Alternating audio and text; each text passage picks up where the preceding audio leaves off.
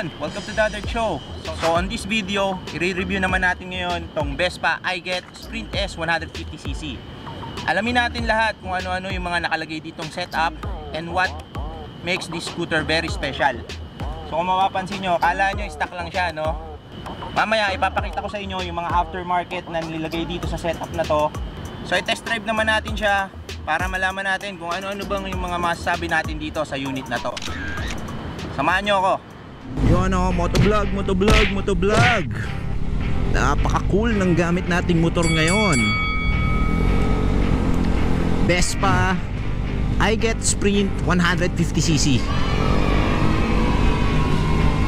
So isa to sa mga classic na scooter. This is a 2020 model, 150cc version.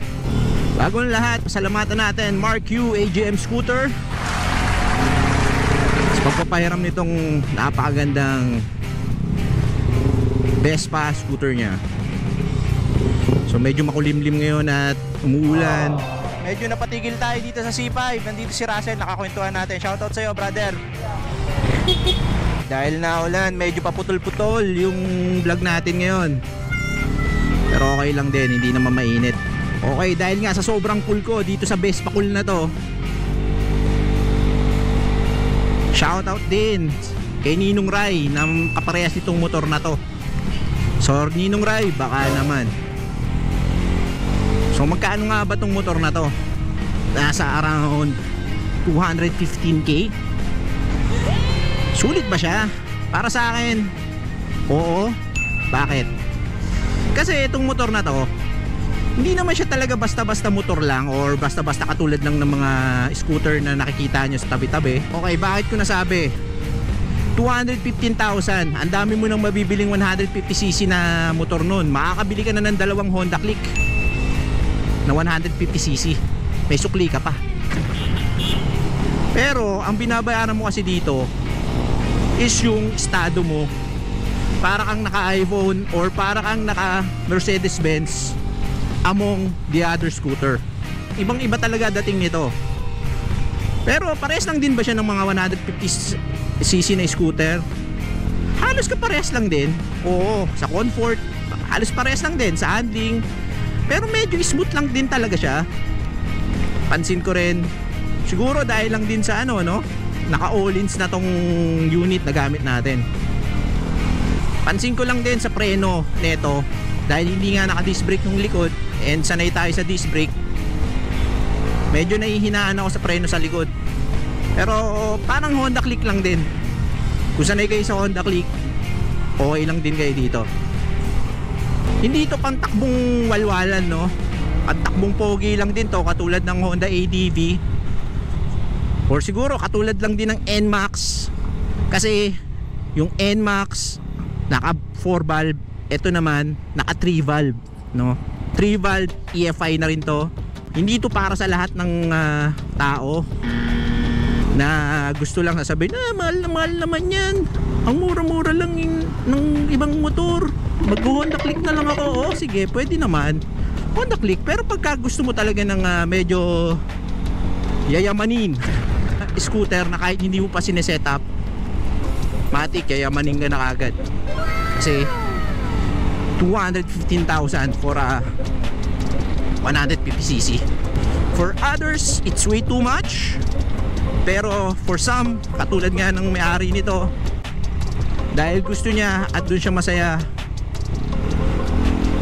he choose to have 150cc Vespa.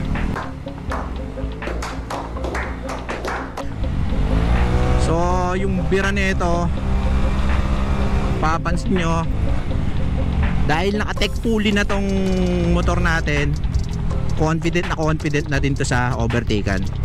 Actually, to be honest, siguro dahil naka-pipe siya and nakapanggilid, mas maliksi siya kaysa sa Honda ADV ko. So kung tatanungin nyo ako, bibili ba ako nito? Siguro pag may pera ako at may extra, bibenta ko yung Honda ADV 150. Bibili ako nito, pero kung meron na akong big bike. Kasi ito kasing gantong klaseng motorsiklo, Ito yung tipo na pwede kang makihalubilo sa mga naka-classic na mga motorsiklo. Pwede kang makipag-copyan kila Kuya Kim, sa mga Labreta Boys, sa mga Vespa Cool. Pwede kang makipag-join sa kanila at makitakbong pogi lang mga sir. And also ako rin, syempre pangarap ko rin naman na maka-join sa Distinguished Gentleman Ride ni Sir J. Tarok.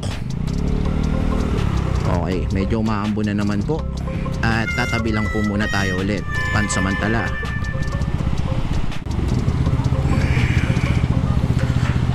Alright, so mamaya ipapakita ko naman sa inyo yung mga setup nito and specs pagkatapos itong ulan.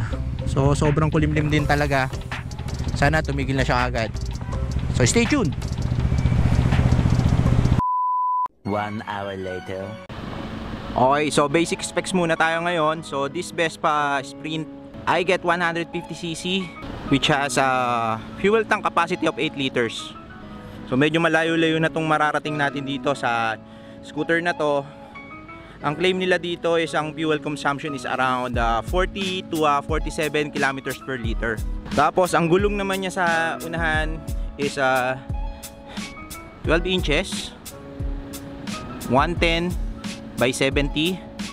And then dito naman sa likuran is 12 inches din, 70 120. Ang isang parang napansin ko dito sa Vespa, bakal pala to. Itong fairings niya, no? Hindi katulad ng mga regular na scooter natin na plastic yung mga fairings. Okay, pagdating naman sa ilaw, this unit has a level 10 winker set. So hindi na stock tong mga nakakabit na mga ilaw dito. Kung mapapansin nyo, naka LED projector na rin siya. So ito yung daytime running lights. Ito na rin yung dim lights. Pagdating naman sa likod, kung mapapansin nyo, naka-smoke yung mga ilaw niya. And also signal light. Pag tinesting naman natin yung signal light niya, ganyan yung itsura ng signal light. So yung white nagiging yellow. Lever niya, naka-shorty, CNC na siya for 2-finger braking. Mas komportable siya kumpara dun sa stock. Pero depende pa rin sa mga tao eh. Yung iba mas gusto nila yung stock. And also naka Brembo caliper na rin siya. Pinarisan na rin siya ng 220mm big disc na Piaggio. And also syempre Öhlins. Okay, for the comments and question about the prices, you can contact AGM Scooter para mabigyan kayo ng quote kung magkano yung mga nakalagay dito sa Vespa na to. Okay? So pagdating naman dito sa likod, eto naman naka Öhlins din siya. Bracket na to is Öhlins din to pair with the Öhlins shock. So pagdating naman sa mags, this is a V Rossi Alpha Mags black version, wrap in Pirelli Evo tires na 12 inch. Same goes sa unahan, V Rossi Alpha Mags wrap in Pirelli Evo tires. So exhaust system, Vamos warm exhaust. Sound check, Vamos warm exhaust.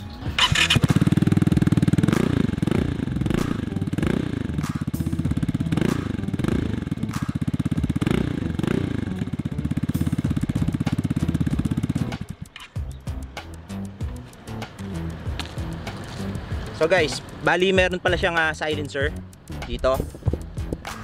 Nakakabit pa. Since air cooled itong Vespa, this is a CNC fan cover. So ayan, Vespa siya. And also this bracket. Then meron din silang sariling AGM sport rack specific for this Vespa model. So isa pang kakaiba kumpara sa mga ibang scooter natin, itong Vespa natatanggal yung cover para malinisan mo ng madali yung engine. Like, hindi siya nakatornilyo, madali lang siyang tanggalin. Ito yung gas tank niya. And also, additional storage bago natin makalimutan. Aside from the U-box, meron din siyang glove compartment. So, pupush mo lang tong ganito, automatic na siya bubukas. And also, dito na rin nakalagay yung mga fuse niya. Itong takip na to is plastic. And also, itong part na to. But, the rest, it's metal. Speedometer nating special. Meron dito hanggang 140 kilometers. But for me, I think yung top speed nito is around 110. Yun yung mga nasubukan ko kanina. And then, this one, digital gauge for kilometer, orasan, and also para sa gasolina. Ito pala, hindi na rin to stock. So, tinakpan na rin yung side mirror. Configuration, napakasimple lang din, napaka-basic. Engine start, ito yung mode para dito. And then, busina, signal lights, headlight. And then, napansin ko lang dito, ewan ko lang kung part ito ng modern retro look nya. But, sana ginawa na lang din nilang keyless itong susian. Kasi mas convenient siya. Okay, last but not the least, itong mga takip na to, hindi na rin siya stock. And also this one, transparent na siya. This one as well. Okay guys, kung nakaabot kayo dito, thank you for watching this video. If meron kayong mga comments and suggestion, feel free to comment in the comment section below. Don't forget to like and subscribe to our channel. And para naman matuloy-tuloy pa natin itong mga gantong klaseng video. Dollar Show! Woo!